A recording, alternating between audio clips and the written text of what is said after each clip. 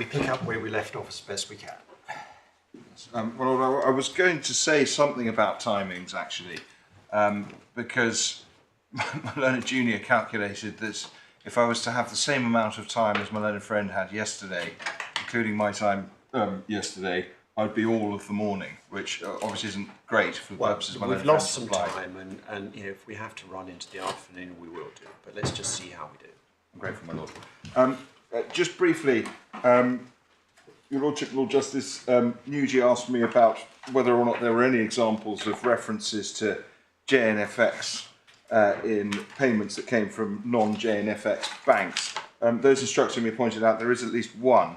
It's in Supplementary Bundle Volume 2 under tab 8DD, page 417.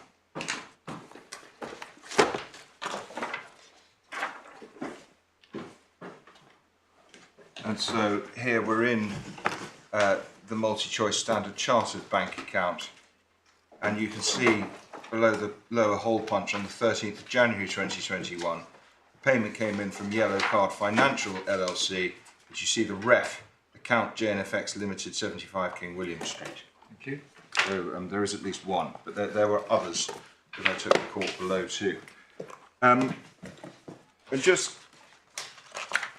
rounding off on my submissions on the question of ostensible authority, but with perhaps an obvious point actually, and staying in volume 2 of the supplementary bundle under tab 8U, page 387.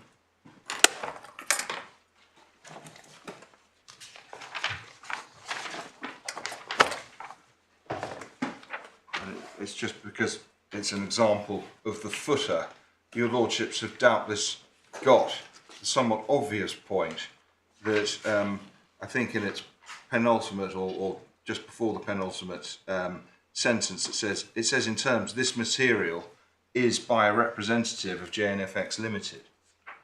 So actually the footer positively seems to suggest that as a minimum... I'm sorry, it's my fault. I'm not following you. Maybe I'm on the wrong page. So 8U, page? 387. I was on the wrong page, I apologise. Yes, okay. And you've got an example of the footer yes. Right at the bottom, and I think 3 sentences from the end. It says in terms, this material is by a representative of JNFX Limited. So,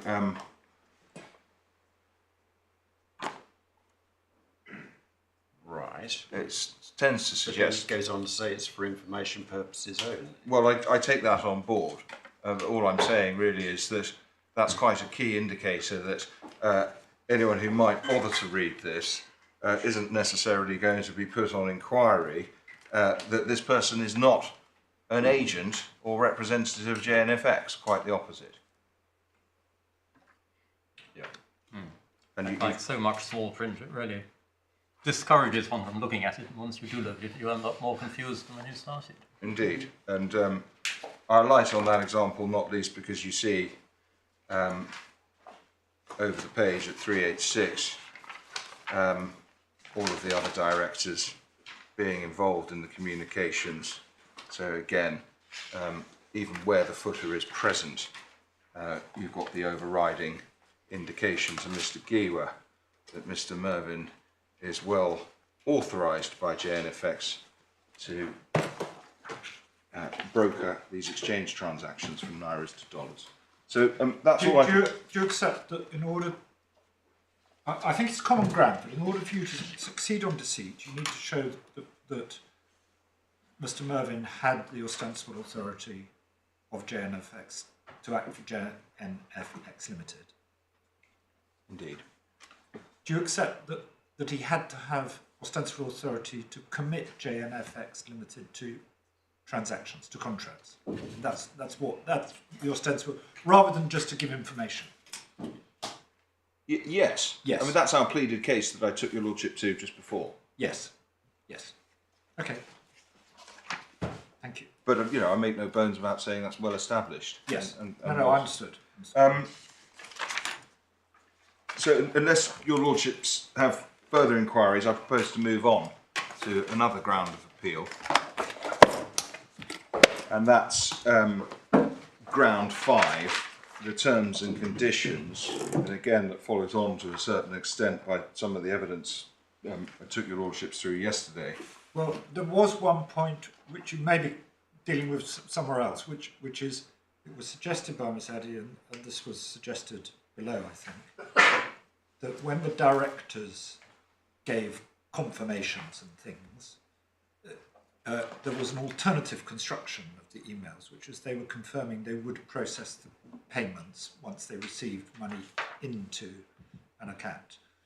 And she said that the emails were ambiguous as to what it was they were signing up to. Well, I think I'm summarising. Yes, and well, in short, we say that there's no merit in that point when one considers the evidence that I took your lordships through yesterday, and it's important to bear in mind the test in Freeman and Lockyer. It's they grant ostensible authority through their conduct by permitting their agent to act in the relevant way, and what we saw right from as early as November 2020, at the risk of annoying lordships with documents you've already seen, it's in volume 2, page 351.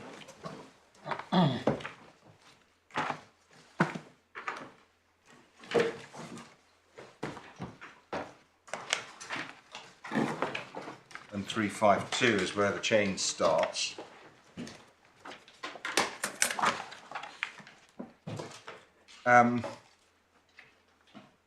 It's quite clear with at page 352, you've got Mr. Mervyn writing, copying in JNFX compliance, and Mr. Eisenberg explaining he wants confirmation at sub 5 that Multi-Choice Africa is going to trade 15 to 30 million US dollars per month.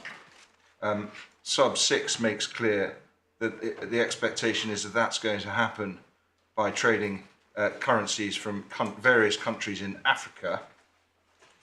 The paragraph immediately below, which asks for an email stating which people can issue trade instructions, makes clear that he's holding himself out on behalf of JNFX as being able to execute such transactions, i.e. from African currency, to use JNFX's words in the defence, in exotic currencies into US dollars.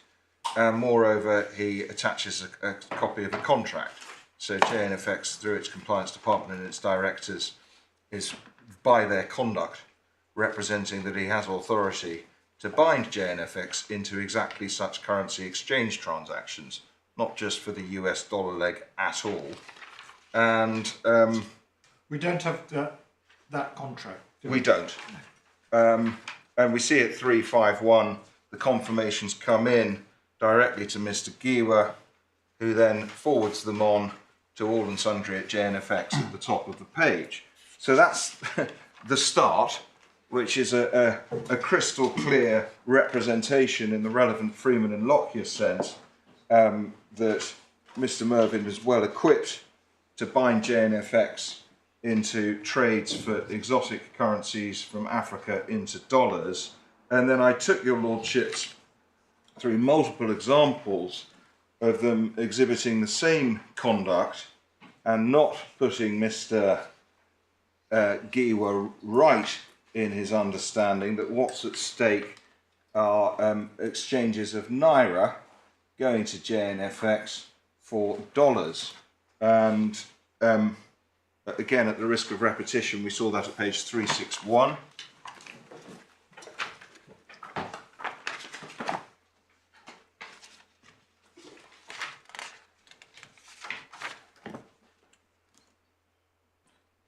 With Mr. Eisenberg in copy and Mr. Batten, he wants a refund of Naira, saying JNFX hasn't been able to provide evidence of payments.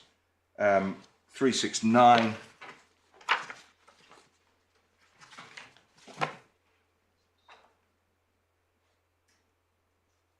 References to the funds in Naira meant for dollars for multi-choice. They don't step in and put him right. 372.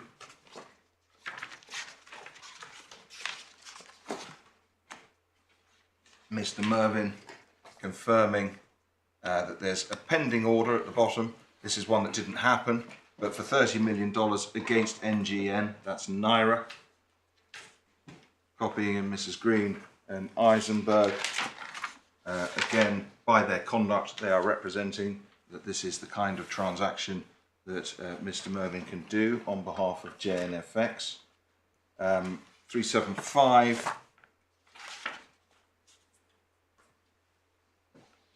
Copying in the directors. We haven't had the dollars, but you've had the Naira. Yeah. Well, you took us through all this yesterday. So. But that's, apologies if that was long-winded, but the evidence was abundant to the effect that there was no ambiguity in the emails. And the ending one, what I call the bookend, on the 3rd of November, just at the risk of troubling your lordships one more time, 4:05. Seeing the chronology starting in November 2020, you and your company JNFX have taken Naira payments for over 6 weeks from me. And again, absolutely no contradiction from the directors who are copied in to say, well, actually, no, we only do the dollar side. We disavow any authority of Mr. Mervyn to act for us on the Naira side. So I do say, as I said earlier, that submission really is viewed in the light of the evidence without merit. Thank you. So, ground 5, the terms and conditions. We saw yesterday how contracts 9 and 10 in particular got formed. We also saw contracts 1 and 2 to some extent, some of the evidence, but 9 and 10 with the involvement of JNFX's own directors. Nothing in the communications served to incorporate JNFX's standard terms and conditions. Now, if we could just look at what their pleaded position is on this, it's in the core bundle under tab 11, page 289.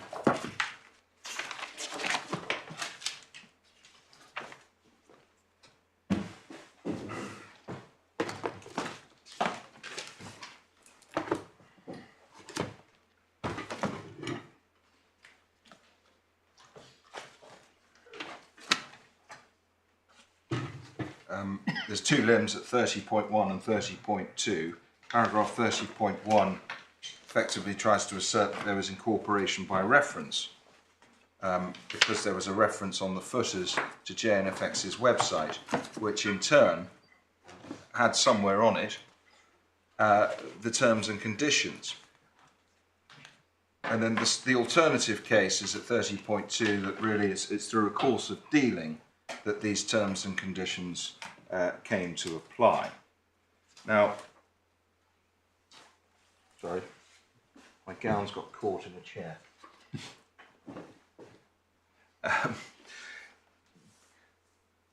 My old friend didn't say an awful lot about that alternative case at 30.2.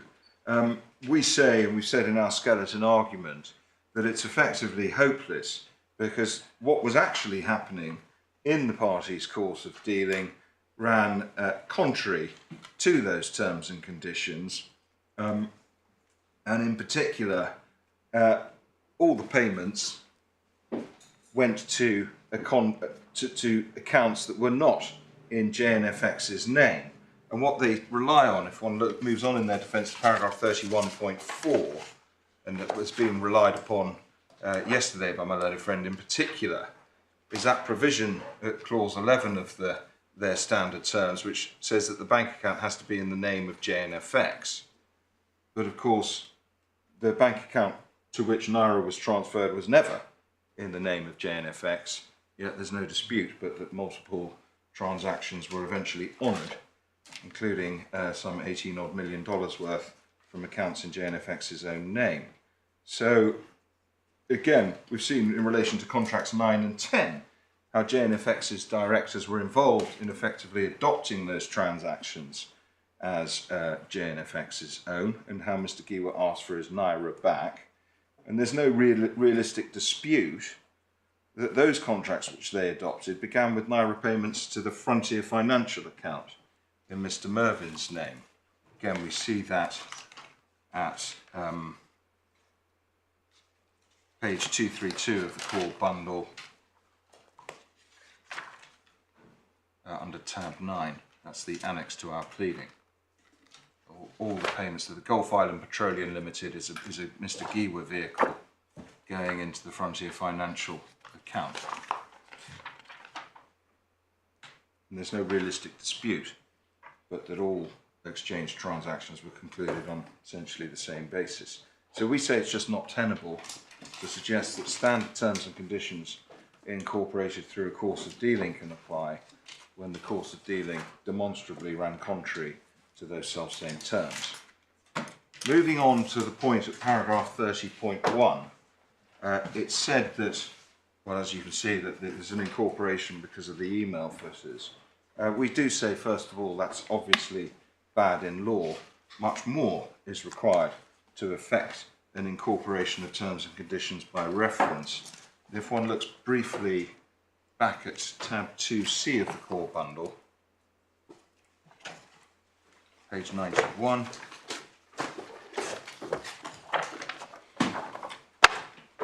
paragraph 59, I'll ask your lordships just to read that.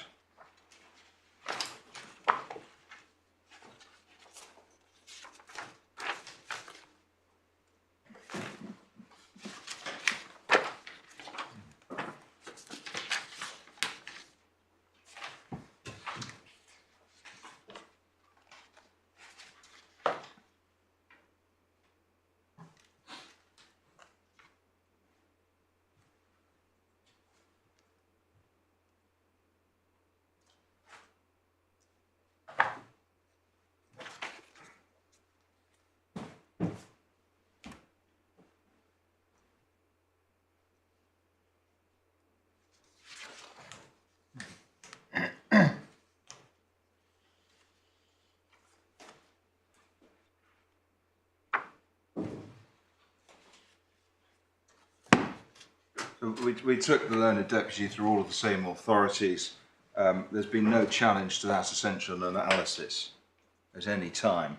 So we rather take it, and there hasn't been yesterday, that that analysis is essentially agreed.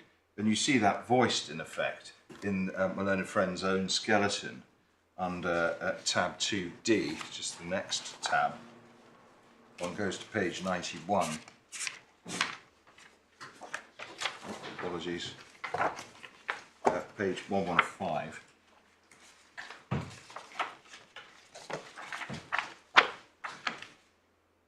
They say candidly at the top, JNFX could not and cannot currently point to a specific document in which D2 expressly referred to JNFX's standard terms.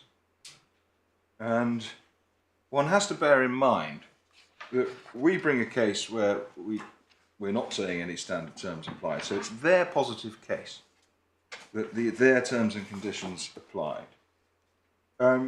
As effectively accepted here, we established at the summary judgment application that there wasn't a single document in which Mr. Giwa was referred to their terms and conditions. We established that there were multiple foreign exchange transactions, including by those brokered by the directors of JNFX, making no reference to those terms. And here is what is in effect an admission that they have no evidence at all at the moment, by reference to the principles I showed your lordships earlier, to support a case that their terms and conditions were incorporated by reference. They're effectively saying, at the moment, our pleading doesn't have any evidential support.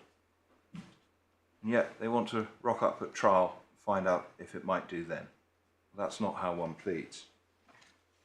And what they did adduce at the summary judgment in support of their case as to incorporation was the document that we looked at yesterday under tab 13 of the core bundle,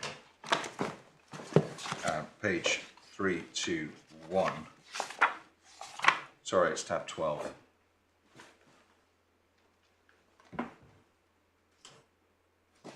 Of B.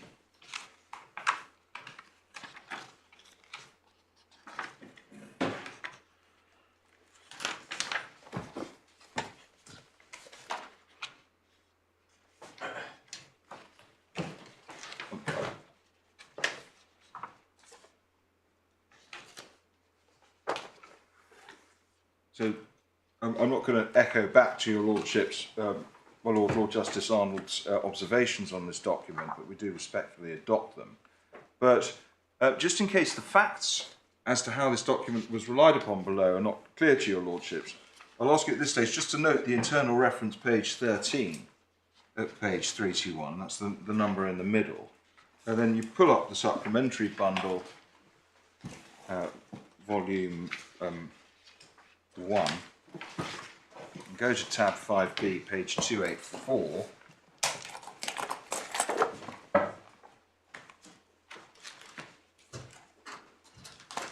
Bear with me, maybe. Sorry, you said tab 5. I think I've got that wrong. It's not there. It's at page 123, I think. Oh no, that's the second witness. I'm sorry. Bear with me.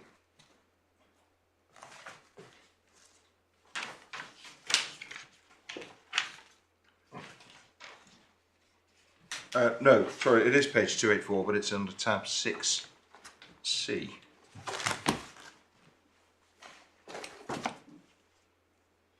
You look at paragraph 40, this is Mr. Elam's witness statement that we looked at yesterday. Paragraph 40, he appended the terms, and you see the exhibit reference begins on the same page 13. So all that the learned judge had before him at the summary judgment application was the document we were just looking at page 321 of the core bundle. So, yeah, we also need to look at what he says in 39. He says, published on the JNFX website. So, as I understand it, therefore, there is no evidence as to where on the website other than what one can glean from the document itself, and no evidence as to how you navigate there. That's exactly it. All he did was append these bare terms, which I think, as your Lordship noted, on the printout date, post-date all the material events, without any explanation as to how they were said to apply. And just lastly, I think the point was it was suggested that we somehow accepted that these terms and conditions featured prominently on the website.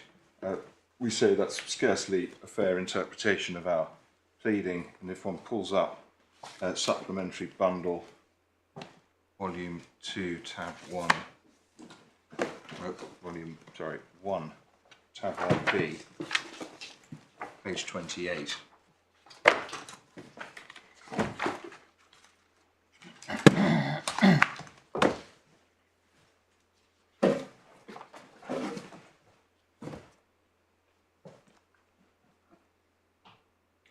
I must be in the wrong place. So it's supplementary bundle, volume 1, tab 1B, page 28.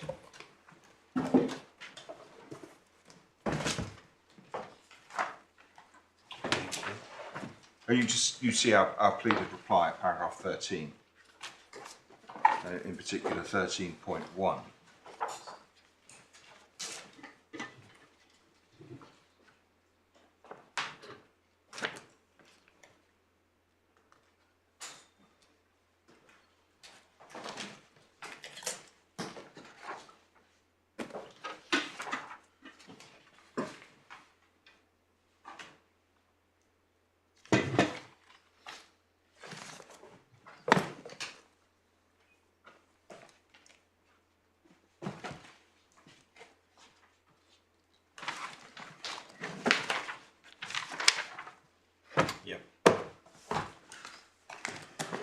So, for all of those reasons, in effect, summarised in the judgment at paragraph 42, page 176 of the core bundle, the Deputy Judge was correct to enter summary judgment on that issue.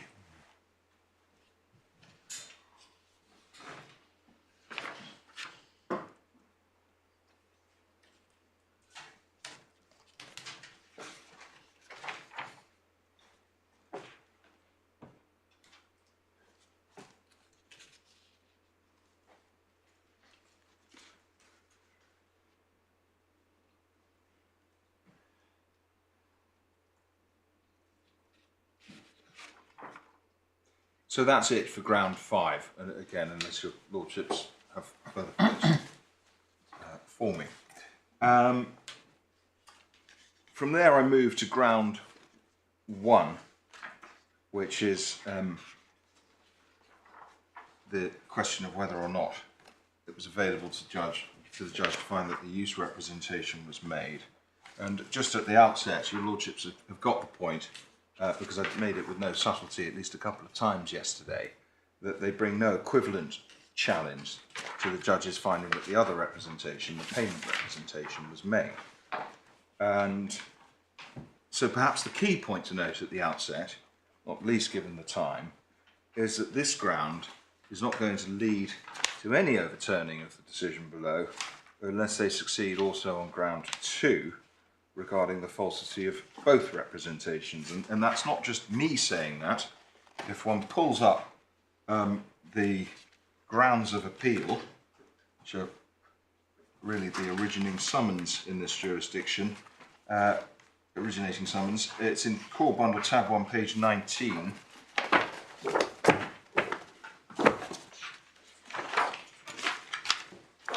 These are the grounds. In paragraph 13, they're quite specific in advancing really a positive position, that ground 1 is of no causal potency in terms of overcoming or overturning the judge's summary judgment decision. They carve it out. So it's really grounds 2 to 6. Only grounds 2 to 6. So we say, and that's right, because of the fact that no challenge is brought to the finding that the payment representation was made. So we say it's very much a moot ground of appeal, but in any event, it's ill-founded. In my learned friend's skeleton argument, they say that the deputy judge didn't really make a finding as to how the use representation was made. If one reads the judgment fairly, under tab 5, beginning at page 168, he refers to the very paragraphs that set out how the representation was made, the very paragraphs in our pleading, before reaching his finding later on that the representation was made, and expressly refers there to paragraph 38 of our pleading, which one sees at page 208 of this core bundle.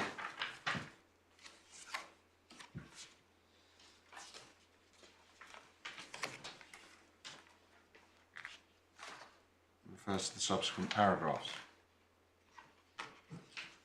So it's clear enough that he accepted that plea, and furthermore, the deputy judge saw clearly evident instances of the use representation, not least as regards the 10th contract, as we saw yesterday.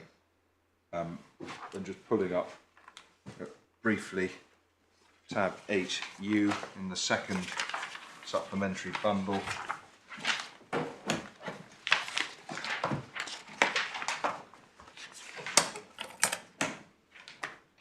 On the 16th of September 2021, Mr. Mervyn is referring to funds being received on that day, the 16th, at the bottom, and he's making clear just above that using those funds, he's going to trade them. He needs time to do so. So it's a clear evidenced instance of the use representation, and after that representation, you've seen when the sums went out, some further 4.7 billion naira were paid out towards the 10th contract. Otherwise, particularly given the somewhat academic nature of this appeal point, I'm happy to rest our submissions on what we say in our skeleton argument at paragraphs 36 to 45.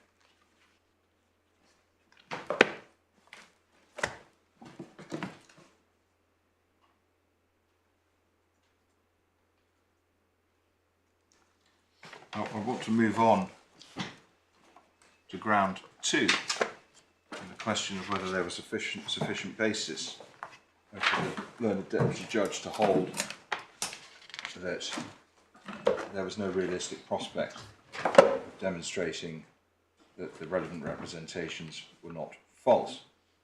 And again, at the outset, the grounds of appeal are noteworthy, which is in page 17 of the core bundle,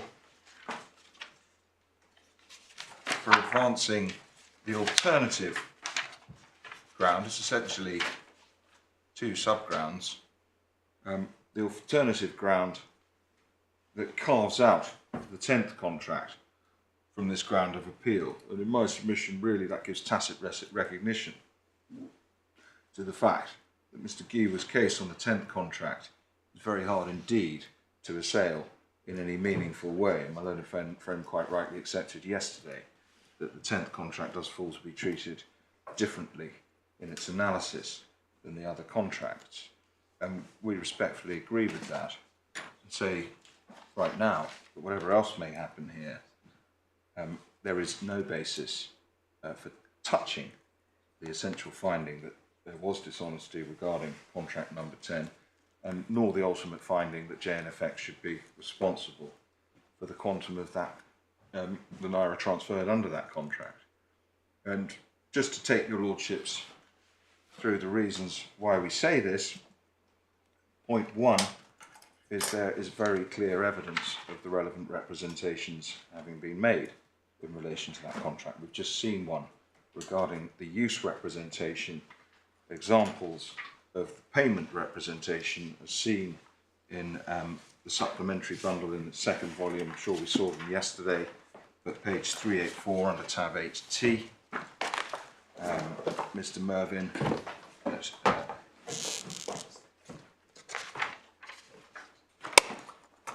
10:04 copying in Mr. Eisenberg saying we will deliver the trade of $10 million US to MultiChoice. It's clearly signalling his intention to procure the payment by JNFX to MultiChoice with the dollar sums due under this exchange transaction. What's more, point 2, it's a repeated representation, and you see that just over the page with the email we just saw, 385. Again, indicating clearly an intention to procure the payment to MultiChoice of $10 million on a specific date.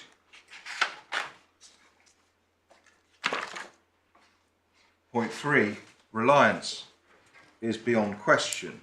I think I've shown your lordships repeatedly the dates of the payments going out in the schedule at Annex A to the particulars of claim, and in particular at page 232 of the core bundle in tab 9. I don't need to go for it, the lordships have it noted.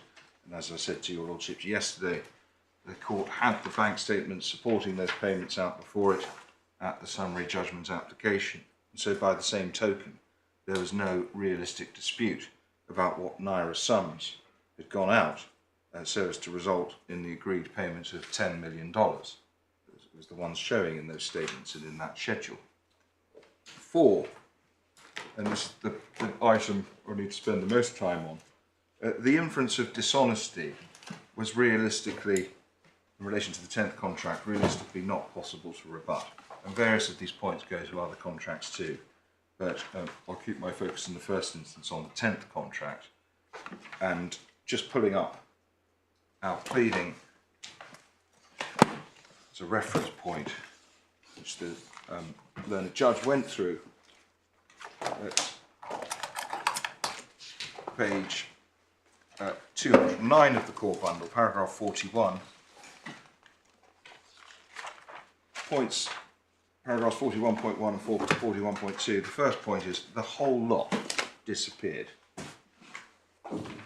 That's a pretty strong basis for pointing to the fact that Mr. Mervyn never had any intention to deliver on what his represented intentions were. There is and has been, and there isn't any evidence at all of some market collapse, be it in a cryptocurrency or in the Naira. The simple fact is the monies went to Mr. Mervin's Frontier account, never to be seen again. It's completely incompatible with an explanation that he simply got into trouble with his trading. Completely incompatible with some mere change of mind as well.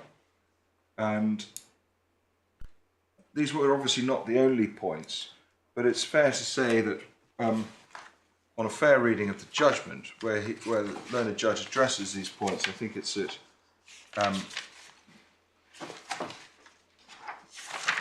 paragraph, it's page 170 under tab 5 of the court bundle. He states, I agree that those matters are not themselves evidence of the falsity of Mr. Mervin's intentions, but taken together with all the other matters relied on, he rejects the alternative explanation. And on a fair reading, he's not saying these are of no import whatsoever, but when you piece them together with everything else that was happening, it's quite clear that they are pointers to dishonesty. And looking now at some of those other matters, second major factor that supported the inference of dishonesty in relation to the 10th contract is that the monies disappeared right about the same time as monies disappeared for multiple other entities dealing with Mr. Mervyn. And just returning to our pleading, in particular paragraph 41.4 at the bottom of page 209, we there give a summary of the meeting with JNFX on the 17th of January 2022 and enumerate at subs A to D various matters that were stated by JNFX at that meeting. And they plead back to that under tab 11 at page 306. Paragraph 58.2, and they basically admit everything and add on a few additional averments. And in particular, they explain their understanding that companies other than MultiChoice Nigeria have been caught in the same situation created by Mr. Mervyn, and other companies had yet to get their any naira back. So subs 0.3 and 0.4. And just to put a little bit more evidential meat on the bones of those admissions, if one goes to the supplementary bundle, it's volume 2, page 406, it's under tab 8AA.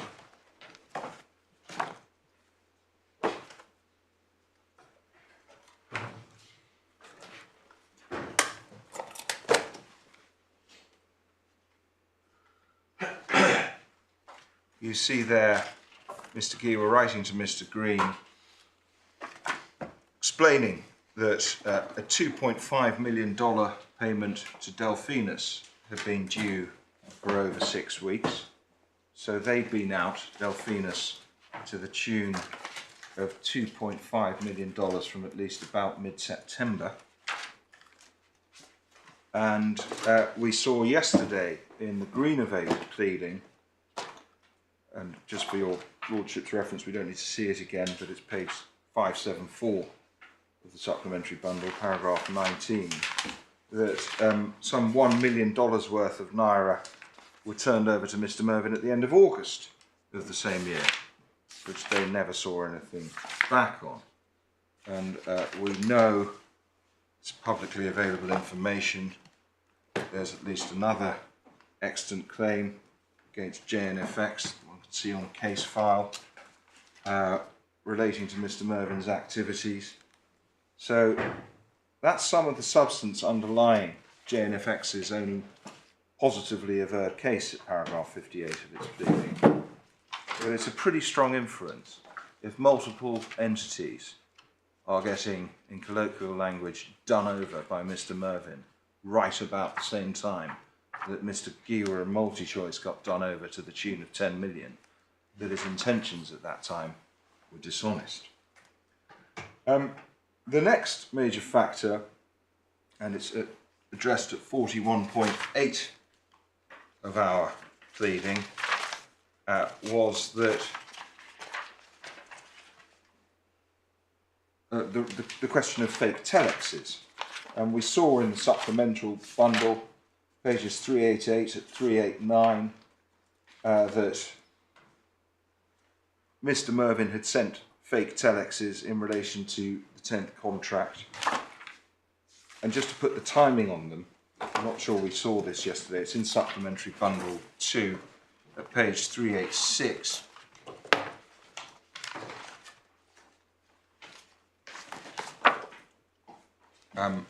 You see up by that top hole punch, Mr. Giwa writes on the 30th of September saying that, Ash, you sent some payment confirmation since last week, which I think means last week, and that's supported by the dates of the confirmations because they're dated the Friday, 24th of September. So it seems as early as the Friday the 24th of September, Mr. Mervyn was sending fake payment confirmations, and we know that the very last payments made under the 10th contract were only just a couple of days earlier, on the 22nd of September.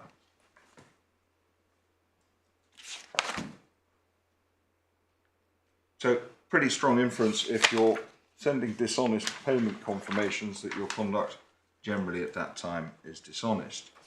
The next major point, this is 41.5 of our plea.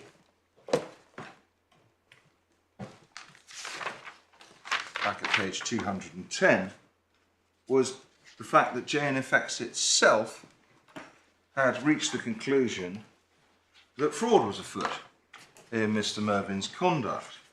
And that's paragraph 41.5 is just admitted outright by JNFX in their defence at page 306. And again, to contextualise it with the evidence, what was shown below in supplementary bundle volume 2 tab 8EE page 504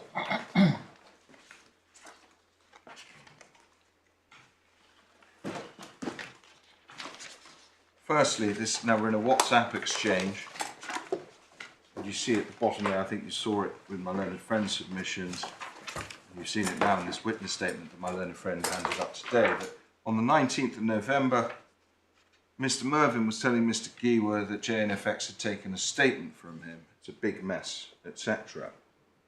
Now, a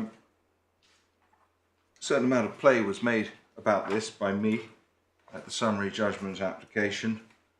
But at that application, we didn't, before the Deputy Judge, have any dramatic taking of instructions and any confirmation given or instructions that no statement had been taken. It simply wasn't denied at all as having happened by my learned friend.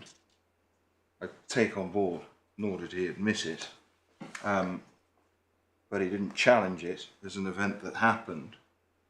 And just so you understand the judgment, you see it's page 174 of the core bundle.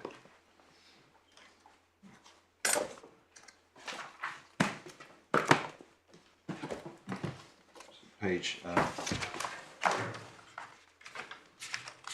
right at the bottom, the judge says further insufficient and also unsatisfactory for JNFX to seek to rely on matters of which the court was only informed by Mr. Wigley towards the end of his oral submissions on instructions.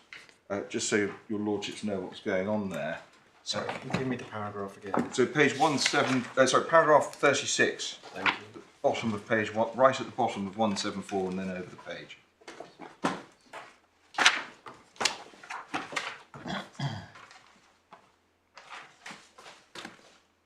That was the learned judge being elliptical in a kind manner, for which I make no criticism, about a somewhat garbled attempt below to explain on instructions how it was that such mutually incompatible pleadings regarding the question of Mr. Mervyn's role had come to be signed by the same person, Mr. Green.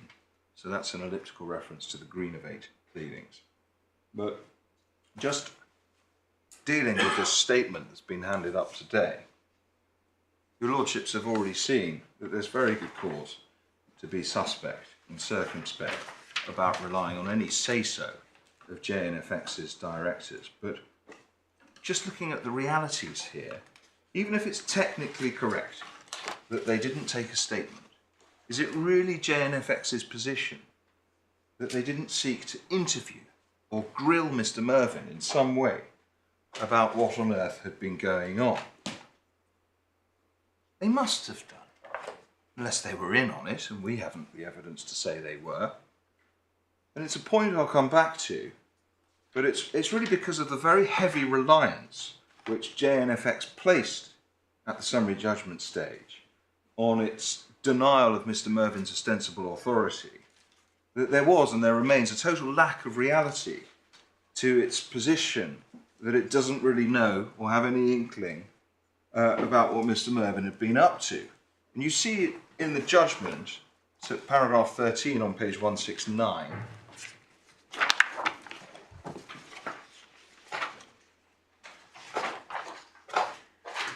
He fairly stated that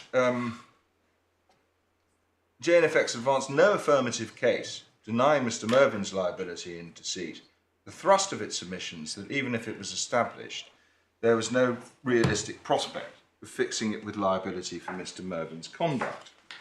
And that was the position. You've seen the witness statement of Mr. Elam and the skeleton argument below, which advanced no positive case to the effect that there's some innocent explanation for Mr. Mervyn's conduct. But in contrast, that skeleton below had at least 3 or 4 pages dealing with the ostensible authority point.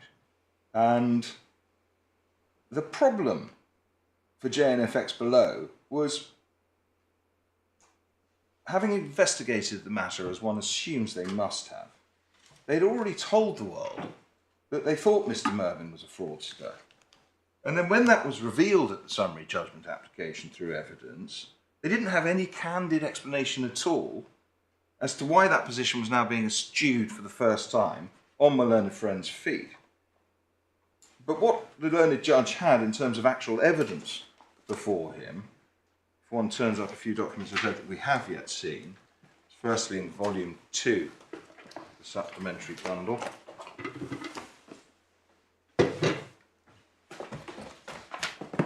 It's tab 8cc,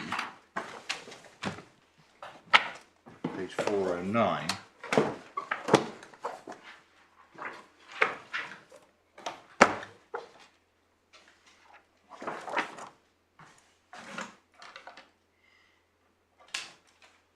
Following Mr. Mervyn's text from November, this meeting happened in January 2022, where you see in the top paragraph, JG, as Mr. Green stated, that Mr. Ashley Mervyn had a contract and they weren't aware of what had been done. So this is the first time the false narrative of unawareness began to be promulgated. Also a time when lawyers become to be involved. Mr. Giwa responded that as far as the customers were concerned, Ashley Mervyn worked for and represented JNFX. You don't see him being contradicted on that. All the funds and documentations which received from him were from JNFX. His presentations to customers were all about JNFX, not contradicted. But then between the hole punches, you see JNFX stated that they were starting legal proceedings through the UK courts against Ashley Mervyn. And that's the matter the judge alighted upon, saying, well, it's scarcely likely they'd have been saying that if they thought he'd acted innocently. And then we move on in this bundle to 8II, Mr. Green's affidavit on the winding up, which we saw some aspects of yesterday, but at page 566, paragraph 22, right at the bottom, JNFX intends to take legal steps against Mr. Mervyn, aimed at recovering the parties' monies so they can be sent back to them. And then you see the skeleton served on that application to set aside the statutory demand. It's at page 553. It's dated the 10th of February 2022, so very shortly after that meeting we were just looking at. And at page 555, subparagraph 5 on that page, Mr. Mervyn seems to have perpetrated a fraud of some kind. Sorry, which paragraph? So page 55, it's sub 5 right at the top of the page.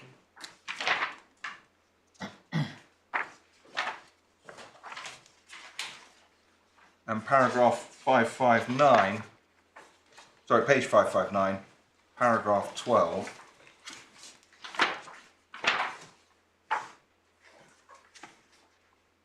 Mr. Giwa, Delphinus and MultiChoice have become embroiled in a fraud perpetrated by a third party. That's Mr. Mervyn.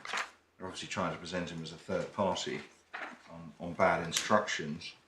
But turning back to what's available as fair inferences, as we've pleaded, of dishonesty, it's a pretty solid basis for saying on the balance of probabilities that Mr. Mervyn had effected a fraud on Mr. Giwa, when JNFX itself said in court documents that Mr. Mervyn had effected a fraud on Mr. Giwa. But his balance of probabilities is the right test. Certainly at the civil stage, but on the civil test, but on a summary judgment, yeah, we obviously have to show no reasonable prospect of showing something different. But what I'm demonstrating, I hope, is that these multiple factors point to the 10th contract realistically as having no realistic alternative explanation than having been affected otherwise than on false and dishonest representations. The next pleaded point is back in the core bundle, is the fact that Mr. Mervyn told Mr. Giwa he'd been lying, and that's 41.9.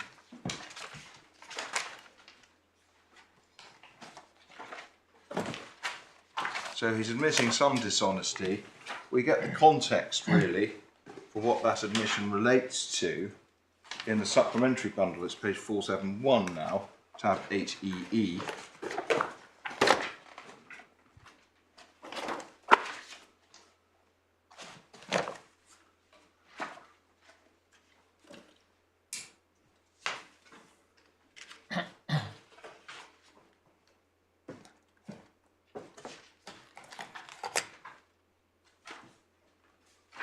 And if one looks at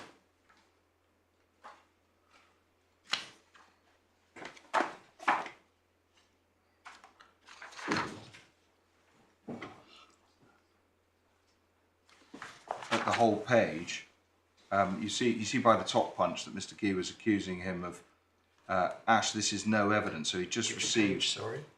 Sorry, at the top of the whole punch. So on the Which first page? Oh, sorry, page 471, my lord. Thank you.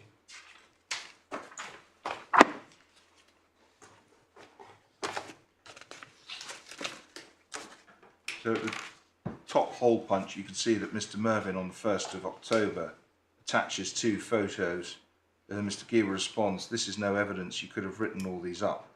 You are that fraudulent. It does not mean anything, you're wasting my time." And it goes on, lower hole punch, another photo comes in, and Mr. Giwa says, "Ash, this is fake. This was cut and pasted. Where's the actual thing?"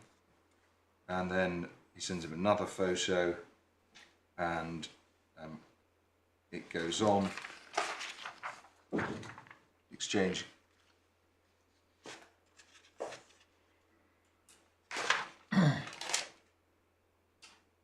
carries on. All about doctored screenshots, if we see on the next page. And it's at that page, and that's between the hole punches. Eventually, under pressure from Mr. Giwa, Mr. Mervyn says, "I've just messed everything up with these lies. Even my own staff don't want to communicate with me." So it seems pretty likely that eventually what he's admitting to really is sending fake telexes. Now, it's an admission of dishonesty then it's a relatively sound basis for saying we can infer other dishonesty in relation to this individual. And on that point, everything that's happened since is consistent with that analysis. Mr. Mervyn has not engaged in these proceedings. He's in contempt of court because he hasn't complied with any of the terms of the freezing injunction against him. He's literally the subject of wanted posters, which were shown to the court below. They're not here, but you see them referenced at page 322 of this supplementary bundle. I think it's tab 6F.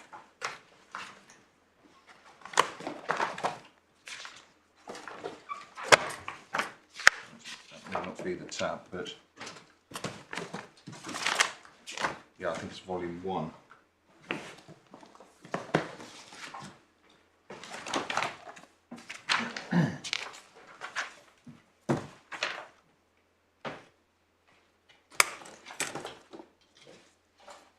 It's paragraph 14. A fugitive from justice, wanted by the Nigerian Economic and Financial Crimes Commission for obtaining money under false pretences and for fraudulent conversion of funds. And the position we're in today, and that the learned deputy was in below, is that JNFX has no positive case, to the contrary to the one it used to be happy to advance, namely that Mr. Mervyn was fraudulent. There is no pleaded alternative explanation. There is no denial that the representations were made fraudulently, even today. And that's the case even after the defence was amended extensively on the eve of the summary judgment application, and in a manner transparently intended to fend it off, in particular with exhaustive pleading on the Nigerian illegality point. When you say there's no denial, do you mean it's just not admitted as opposed to positively denied? I do mean that. Yeah. It's not accepted. No. No. Put to proof. And the next point in relation to the 10th contract is realistically there is no question of any credit having to be given against the quantum of it. And you see the judgment at paragraph 45, it's page 176 of the court bundle. I don't believe there's any actual complaint about that specific paragraph. The loss is crystal clear. So, for all of those reasons, we say that entry of summary judgment in deceit on the 10th contract cannot realistically be impugned. But there's broader points still which apply in relation to the learned judge's finding on that contract, but also to the other contracts. Firstly, Mr. Mervyn is not going to come, so we all know that. There's not, on any realistic view, going to be any exploration of what was going on in Mr. Mervyn's mind with Mr. Mervyn. Secondly, as we saw yesterday, JNFX was saying in terms that it was very limited in what it could say about what Mr. Mervyn had been up to, not least because it was adopting the false position on ostensible authorities. In fact, it didn't really know what he was up to. But that's on them. And just turning to that question of reasonable diligence that we were looking at in terms of the Flitcraft and London Marshall authorities, that still requires, to borrow an American phrase, that you bring your A game to a summary judgment application. That's what reasonable diligence demands.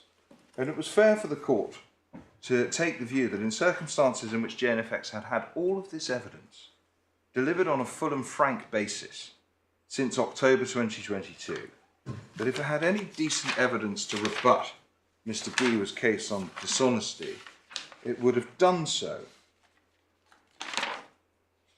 And in circumstances when the actual challenge that was advanced, which we'll come on to next, was first advanced on my learned friend's feet, wasn't aired in his submissions or the evidence, it was fair for the court to take the view that JNFX had nothing good to bring to the court, that it wouldn't have anything good to bring to the court in terms of rebutting this inference of dishonesty, and that summary judgment could accordingly be properly entered.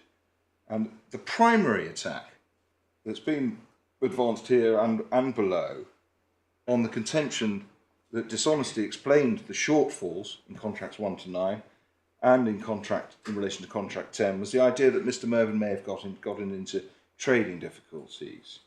And in particular, what was said was the reason it's not safe to proceed now in terms of reaching a conclusion is we may get documents from third parties, such as banks and cryptocurrency exchanges. That may elucidate this question of falsity, and that should all await trial. Well, there were multiple problems with that submission made on my learned friend Mr. Wigley's feet. Firstly, as we saw yesterday, Mr. Elam positively gave evidence at paragraph 11.3 of his statement, at page 274, that JNFX was in no position to get information out of the likes of banks and cryptocurrencies. So that's the evidence they went in with. It contradicted their own submission. And by the same token, we saw at 11.4, they set out great limitations that they said applied to their ability to find out what Mr. Mervyn had been doing. And as we've already seen, really the attack was all on ostensible authority. And just to make good the point I made earlier about my learned friend's skeleton, if one goes to, I think it's volume 1 of the supplementary bundle, tab 4, it's the skeleton below, pages 94 and 95, we saw yesterday a few paragraphs devoted to the deceit issue. But if one goes back to page 87, you see at the bottom the beginning of the treatment of the authority issue, which runs all the way through to page 92.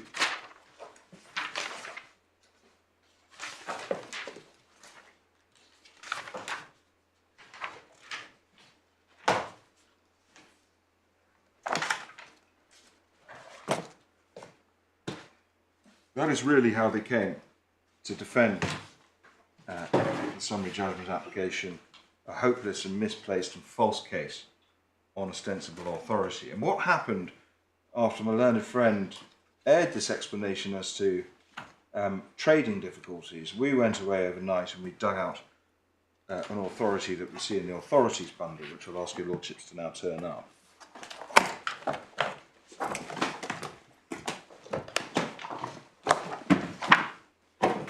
It's at tab 10.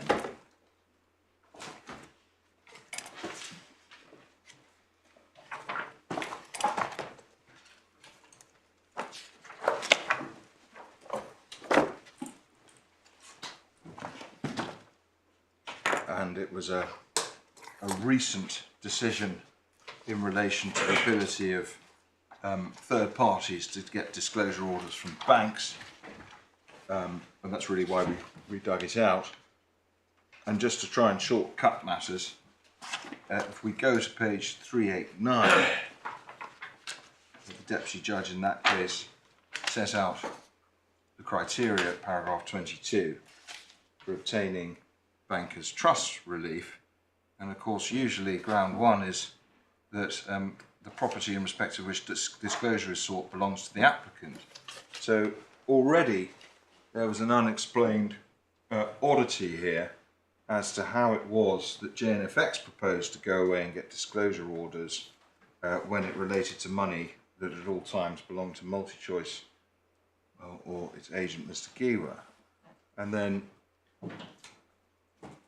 furthermore, the principles at 24 derived from the decision of Mr. Justice Hoffman and McKinnon and Donaldson were set out, which conclude at page 390 that if you're going to try and get disclosure orders, in particular against foreign banks and the like, that can only be justified on grounds of urgent necessity. It was clarified at 25 that it doesn't always have to be urgency, but you need to show exceptional circumstances. And at 36, if one moves on,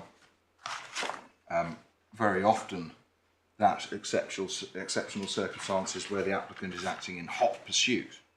And of course, at this stage, summary judgment hearing, we were in some 2 years on from the relevant fraudulent activity. And having been taken to this authority and given a chance to respond to it, JNFX could not cogently identify that it was in hot pursuit or that it fell within any exceptional circumstances such as might justify these kind of third-party disclosure orders, which would ordinarily be sought by Mr. Giwa and not JNFX. And where one ended up was that the position was very much as stated by Mr. Elam himself at paragraph 11.3, namely there wasn't really any prospect of this kind of documentation being revealed.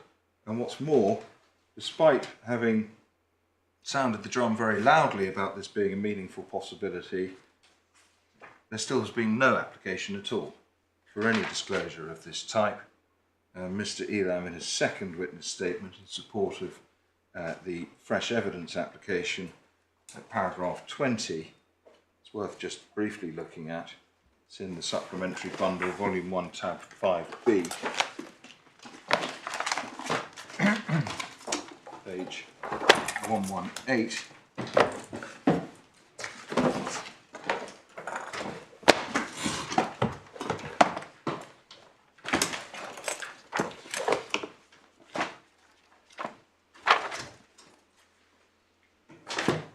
Says, in summary, JNFX is seeking to obtain information from third-party payment providers or cryptocurrency brokers that JNFX understands were used by Mr. Mervyn. No detail. We know that they contacted ProTrade, but we don't know how or when or in what circumstances. And we don't know anything about these attempts to speak to third-party payment providers. And even in this statement, I think there's a reference to another one. One looks at, well, it's at 1, 2, 3. Sorry, just to correct what I said there, there is at least this assertion that it's made inquiries with Global Block, Yellow Card and Cryset in addition to ProTrade, but it says it's yet to hear from various of them. But what they were talking about at the summary judgment application was making third-party disclosure applications. So it's all a bit wishy-washy, and it was all an endeavour that's been decided upon post the hearing. And when one goes back to the judge's findings now, paragraph 28, page 172 of the core bundle,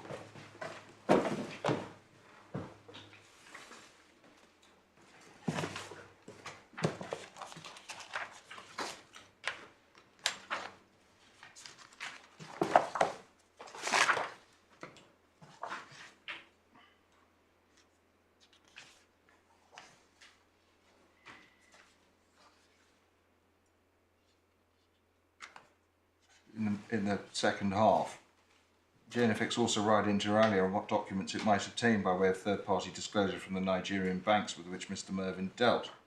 However, actually obtaining such documents would be fraught with difficulty and there's been no attempt to do so. You see the rest. So, it went nowhere, this suggestion that third-party documents were going to elucidate the position, and that really was what was being relied upon by JNFX to say that there might yet be innocent explanations for these representations. The only other matter that the Deputy Judge was taken to is in volume 2 of the supplementary bundle, tab, it's page 492, tab 8EE.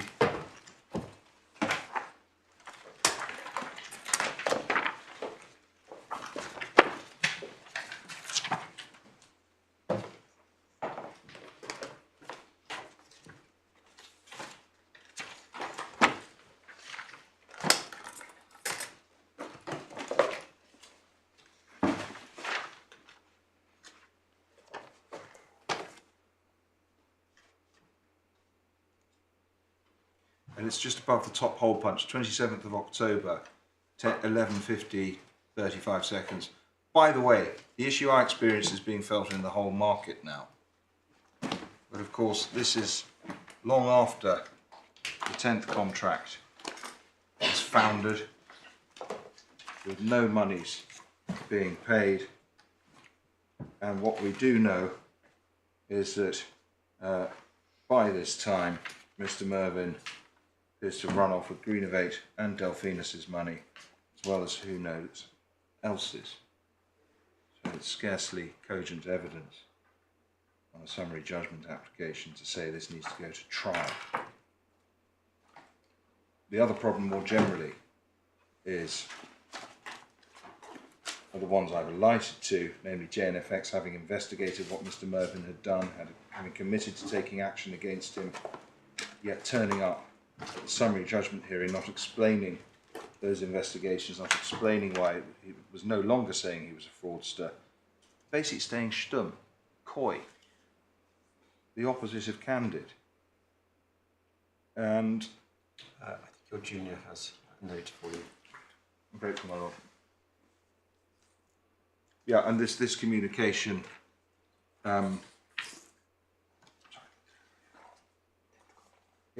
postdates the delivery of all the monies under the 10th contract. So effectively, Mr. Mervyn's fraud, as we say it was complete at that stage, so it didn't really matter what he said. And the truth is, having not pleaded anything then or now, JNFX are still being entirely coy and the opposite of candid about what they really think was going on with Mr. Mervyn. And in our submission, it remains a highly unimpressive basis for saying that an innocent explanation for Mr. Mervyn's conduct is the more likely one than a dishonest one. And so we say it's well within the judge's gift to find as he did paragraphs 18, 20, and 21 of the judgment, and again in circumstances when Mr. Mervyn isn't going to show, JNFX were telling the court they were very limited in their ability to uncover what he'd been up to.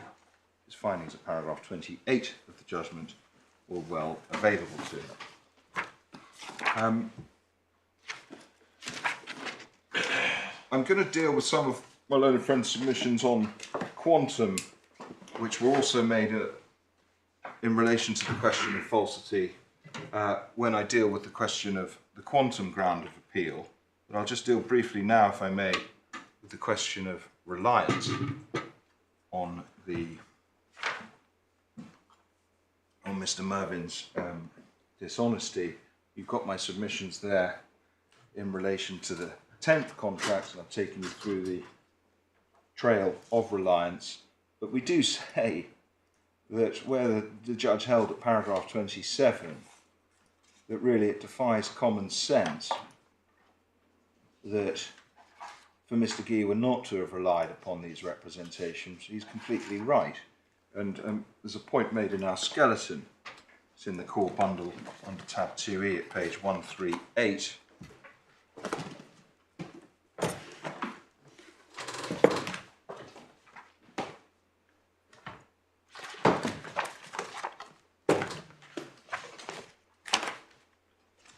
It's a pretty simple analogy that Bernard Jr. came up with at paragraph 49.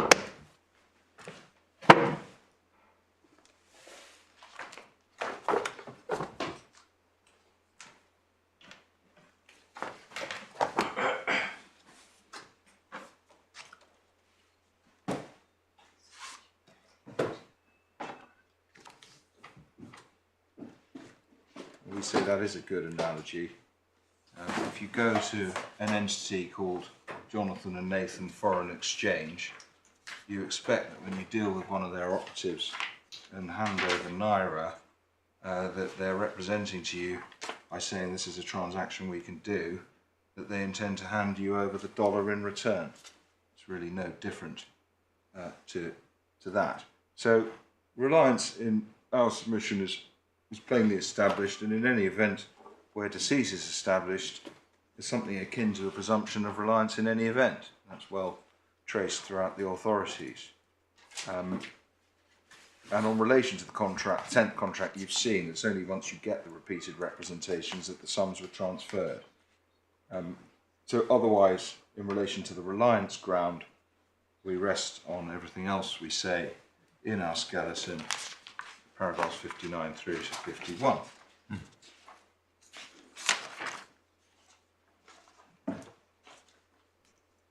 And that leads me on to the last ground of appeal, which relates to quantum. I think the point made by Miss Eddy in relation to reliance, if I remember correctly, was that the experience was that sometimes Mr. Mervyn wasn't able to effect a trade and return the naira. So if you know that that's the position, then you can't be entering into a contract in the belief that there will definitely be a trade. You're hoping that Mr. Mervyn will be able to do it, but sometimes he won't. But that's obviously not what we're saying the representation is. We're just saying that he represented that he intended, effectively where a trade is happening, to make sure that the dollars were paid over to MultiChoice. That's the payment representation. And obviously, even where there's a refund, a fortiori, in relation to the balance, the plain understanding of the parties is going to be that the rest is going to result in that payment of dollars. And that's why, in fact, the way we've pleaded is say, well, the contracts were varied in those circumstances where there were difficulties in getting the necessary quantum of dollars. But there's still an ongoing and operative representation in relation to the balance. Thank you. So moving on to the sixth ground on quantum, I make the same essential submission as I made before about the fact that really on a summary judgment application it's still incumbent on the respondent to it to meet it with their A game.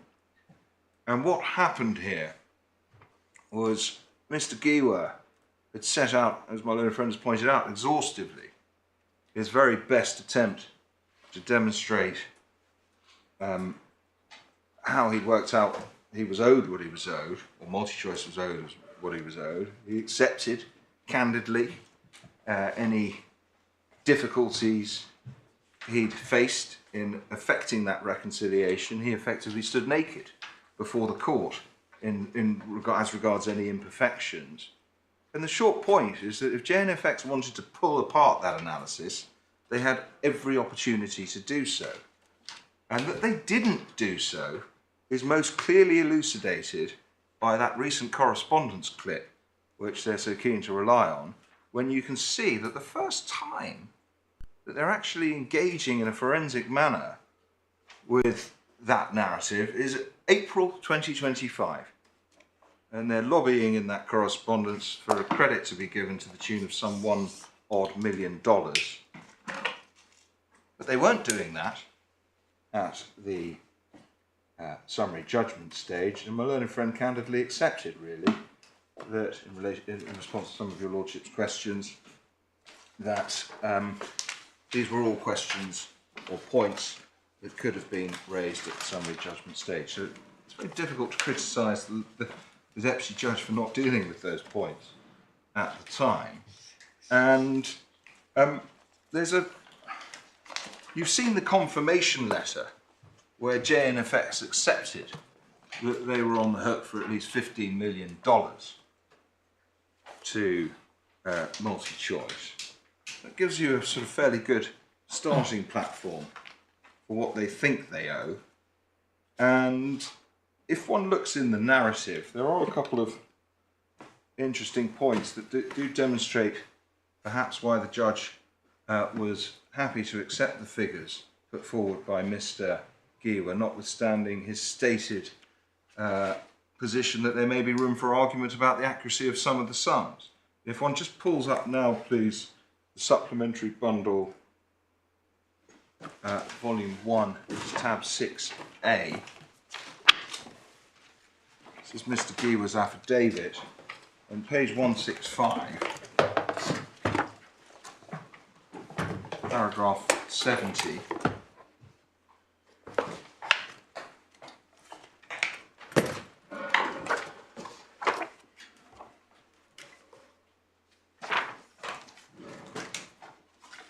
explains that MultiChoice Africa received payments from other third-party providers, so not from JNFX.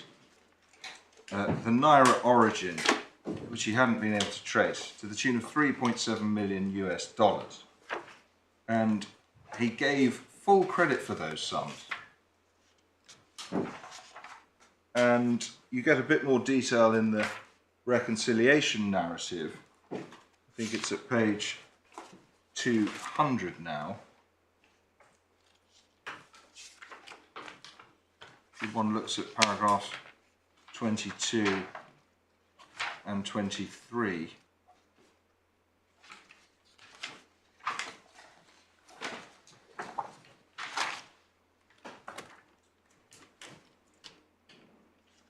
He gave full credit for further sums at 22, or for certain sums at 22 and at 23.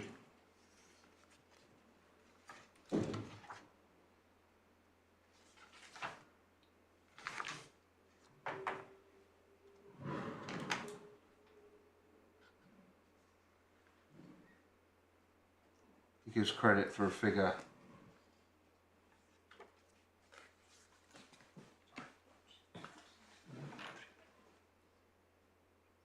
for 1.3 odd billion naira. So one moves on at 207.42.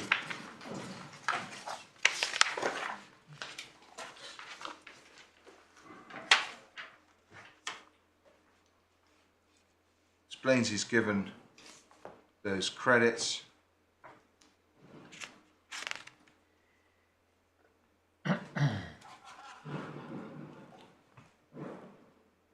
And similarly at 56 on page 211.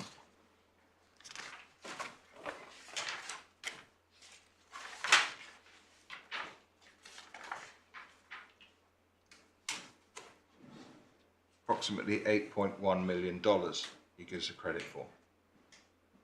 And not all of that, on any view, was he sure even related to MultiChoice. So the short point is that in giving these credits, Mr. Giwa gave a considerable amount of fat in his calculations to the benefit of JNFX, not the opposite. And it was against that background that the one positive attack that was and is pleaded still against the quantum related to some 7 odd millions worth of dollars. And just to put this in context, JNFX began by claiming or asserting that Mr. Giwa was failing to give $14.8 million worth of credit, which they said he should have done. And we pointed out that they were double counting to the tune of 7 million there, and that's at page 153.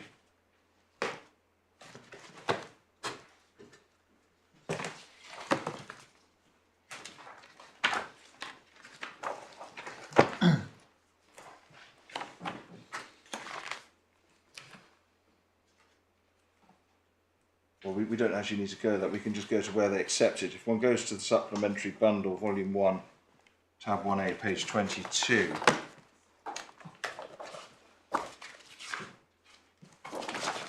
Shortly before the summary judgment hearing, JNFX responded to quite a long outstanding request for further information.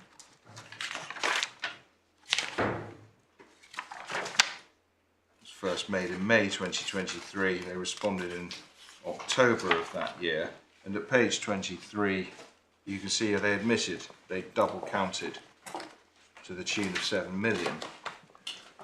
So that eventually factored into the amended defence, which one sees at page 300 of the core bundle.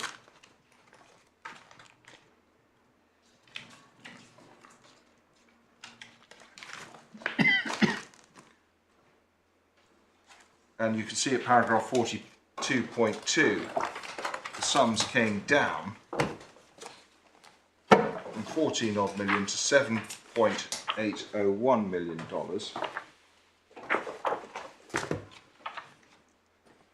But we say already, we can see that JNFX had a rather glib approach to pleading out huge and prima facie unlikely credits, and the remaining focus of the quantum attack was in relation to this 7.8 million figure. And if one just looks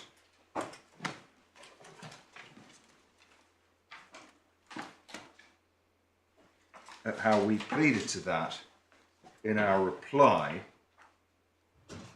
you see it in Supplementary Bundle Volume 1, Tab 1B, page 29.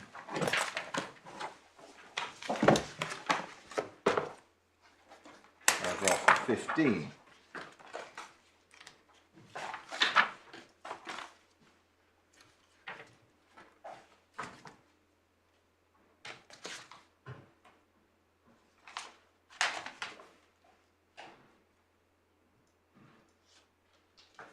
And we basically, the nub of what we said was, you've got this wrong, I'm afraid. There was another dealer in Mr. Giwa's position, effecting exchange contracts on behalf of MultiChoice with JNFX through Mr. Mervyn, and this 7.8 million was delivered pursuant to those contracts. And what we got in relation to their evidence on this point was, we say, deeply unimpressive again, and it's in the Supplementary Bundle Volume 1, Tab 6D now, the same volume, page 29, oh sorry,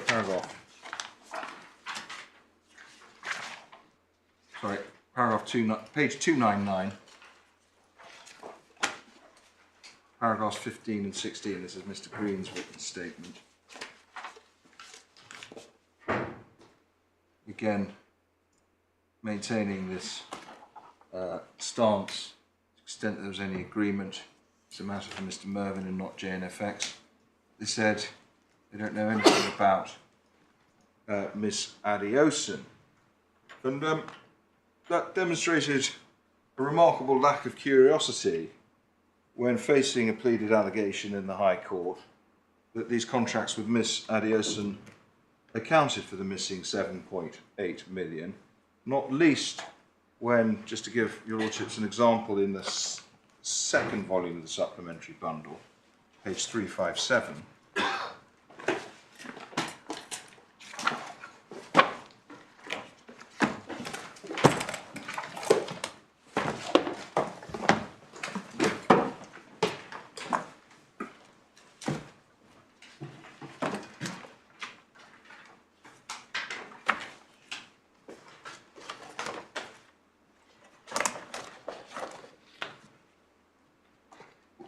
you can see that Miss Adioson, see at the bottom, was exchanging emails, or receiving emails at least, from Mr. Mervyn on his JNFX email address, with the footer over the page, and so on.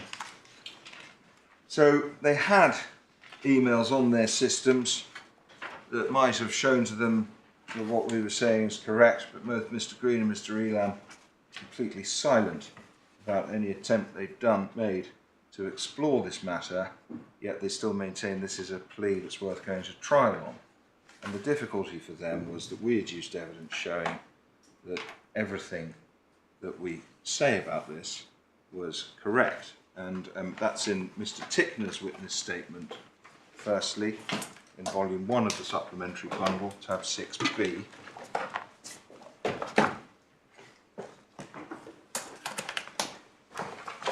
Page 264.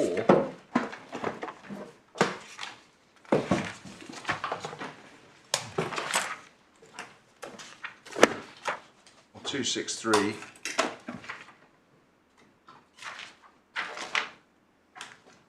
Begins the analysis at paragraph 39, and at paragraph 41 he explains what had been going on. set out the dates of payments at 264, paragraph 42, which accounted for the entirety of the credit that JNFX was seeking. And you can see at that paragraph 41 that at the heart of this were two big payments made by MultiChoice direct to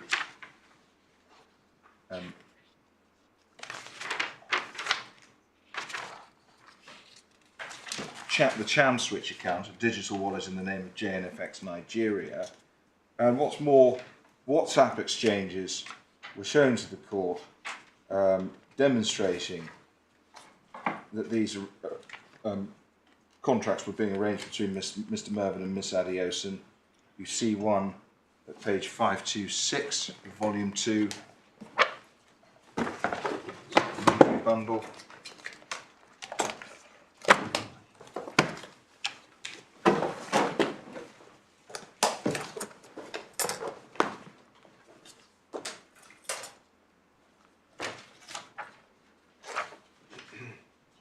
You can see towards the bottom,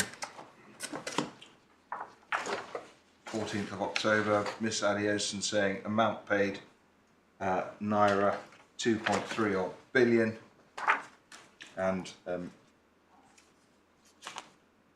further on 528,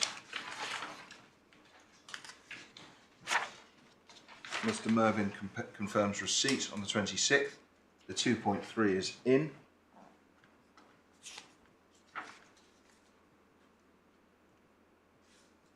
And what makes clear that Mr. Giwa was not involved in these were that these were payments that were ultimately made direct from MultiChoice into Mr. Mervyn's own company account. And Mr. Giwa's transactions worked differently. Money would come from MultiChoice to an account in the name of Mr. Giwa, and then he would effect the onward payment as directed by Mr. Mervyn to Frontier. And we had evidence from MultiChoice explaining that there were these separate transactions. That's at page 552.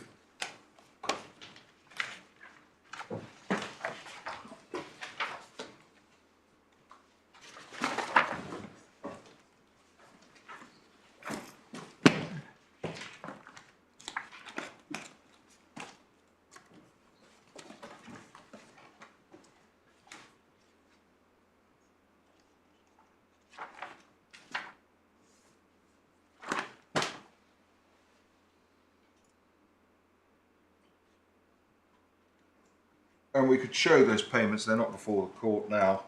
All the payments surfacing in MultiChoice's bank account, and none of the payments correlated to the ones that featured in the annexes to our particulars of claim. And again, various of these payments were further referred to in the communications between Mr. Mervyn and Mr. Adioson. You see there are dates of payments in that table that we're looking at on the 11th of December and the 22nd of December. If you go back to page 359,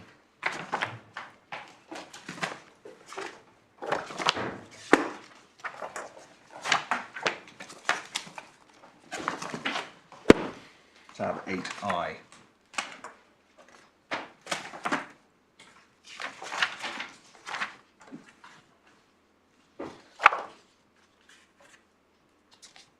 Mr. Mervyn confirming those payments on the 11th of December and the 22nd of December. And at page 436,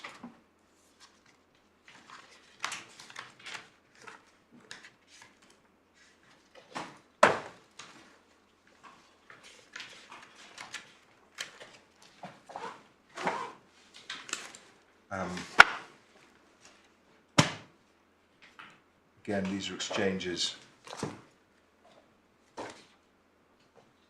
Sorry, I think I've got a bad reference.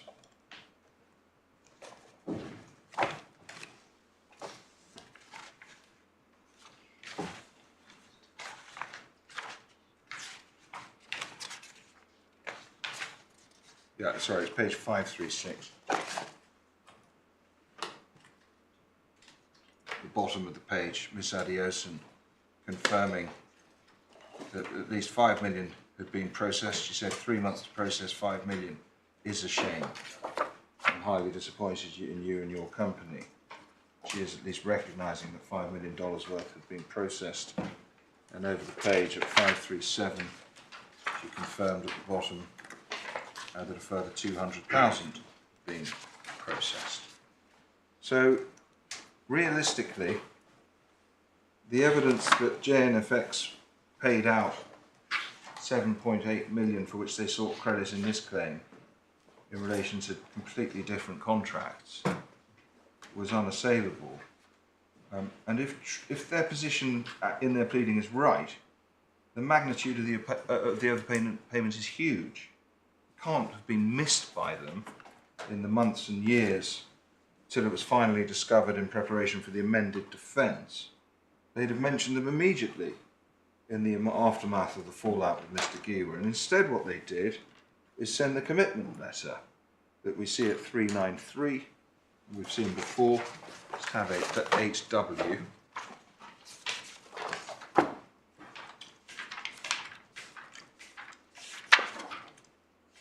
Recognising the total liability for 15 million.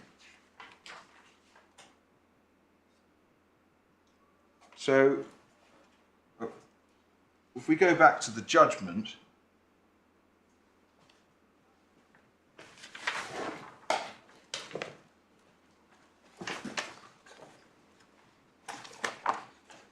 so paragraphs 46 and 47, I think, is where this is dealt with.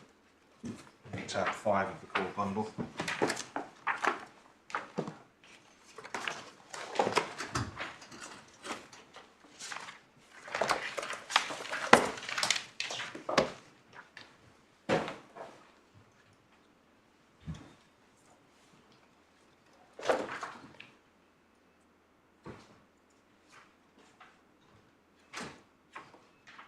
We say the judge cannot be criticised for his conclusions here, and in rejecting this claim for a credit of $7.8 million. And to be fair to my learned friend, she said nothing about that part of the decision yesterday at all. Rightly so. And when we took the court through all this evidence that clearly established that we were right in what we said about Miss Adioson, Mr. Wigley had nothing meaningful to say either. So, without that credit, the only positive assertion made by JNFX as to any further inaccuracy in the quantum was made in that April 2025 letter, which we saw yesterday. So we say whatever else the court may be minded to do in relation to the quantum appeal, the dismissal of the pleaded credit, 7.8 million, should remain, not least because you haven't heard a single reason as to why it should stay.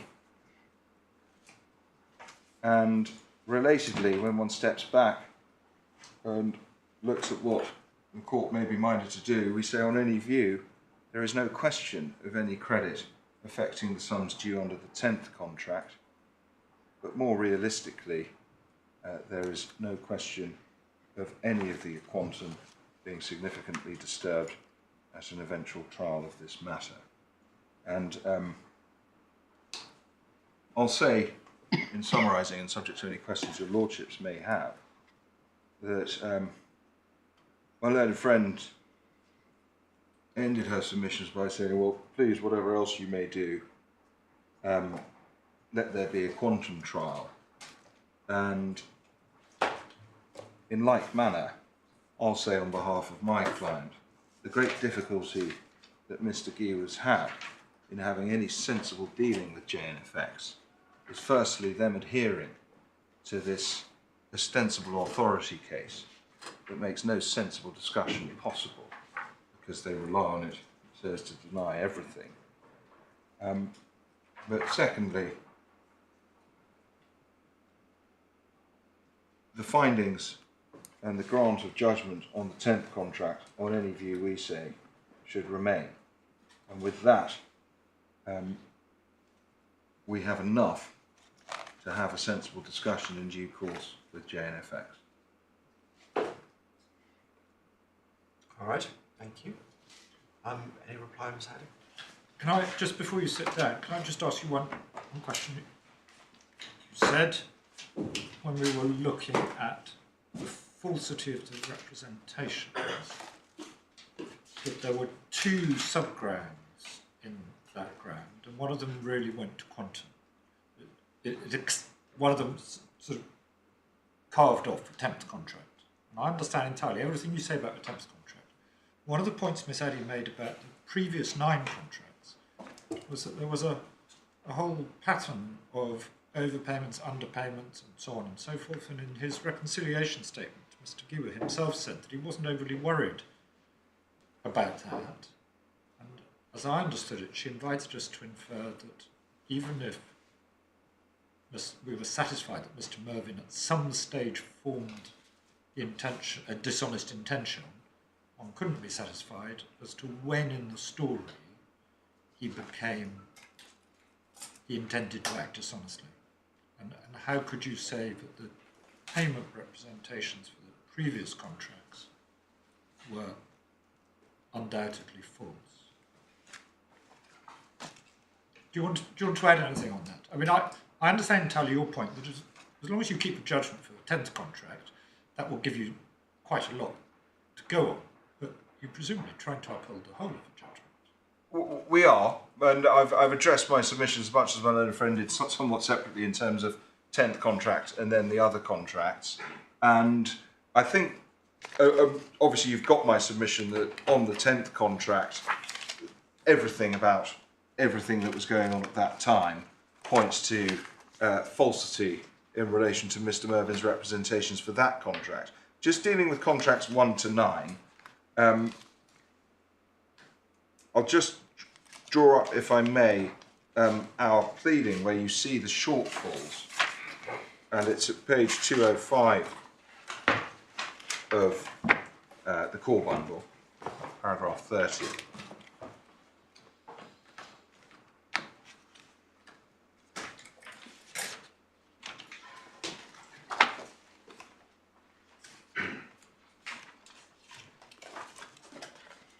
And my learned friend, I'll say candidly, makes some good points in relation to the contracts you see at the bottom of that page, 205, because ultimately, if you look at the overpayment on 3 and 4, and then the underpayment on 5, they effectively equal each other out. But what we see is the extent going onwards of the shortfalls from the 16th of February onwards, and it's a highly significant shortfall of 4.5 million in relation to contract number 7, very significant shortfalls in relation to 8 and 9. We say, really, shortfalls of that quantum can't be explained by difficulties in trading or depreciation of the Naira, but what they evidence instead really is the intention of Mr. Mervyn to start chipping away at what he can take before he goes out with a bang, as he did in or about September 2021, when he ran off with not just MultiChoice's money, but multiple other third parties' money too.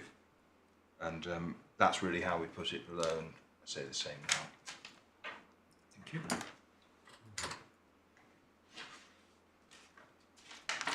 Yes. Sorry, the only other point my learned junior is making is that the fake telexes, which we've pleaded to at paragraph 200, page 210, paragraph 41.8, they pop up throughout that same period, in particular in January and February 2021. supports that the dishonest intent was alive and well as of that stage. Thank you. Right. So, My Lord, I am mindful of the time. There are a number of points I do wish to make in replying to what my friend said, and I'm obviously perfectly content to get straight into it, but I do anticipate it may take me about 20 minutes to go through various matters, and I'm in your Lordship's hands whether one of my well, friends... I think we'll rise and resume at 2, and then you can have 20 minutes.